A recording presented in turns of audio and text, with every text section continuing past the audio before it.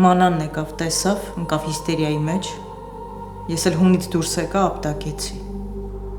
Մանանին։ Հա։ Արելասան ինչ պիտի վաղուց արած լինեիր։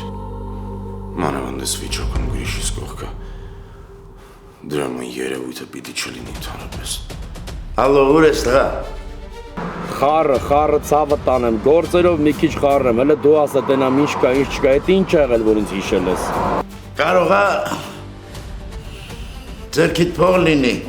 մի քիչ փող տաս։ Դավիթի վարկի օրն է։ Այսինքն ավելի լավ էր ուրիշից պարտքաներ, քան ես մուծեի։ Այսինքն ինչ ա եղել, ինչ ես խոսում, ինչ պարտք։ Այդ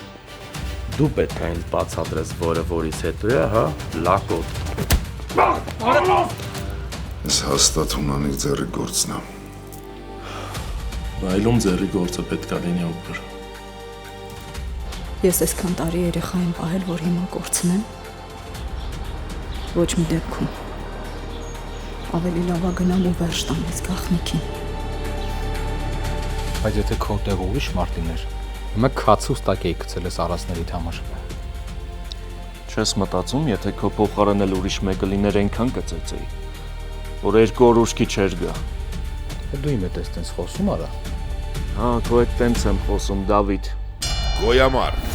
այսօր Armenia Premium-ի եթերում։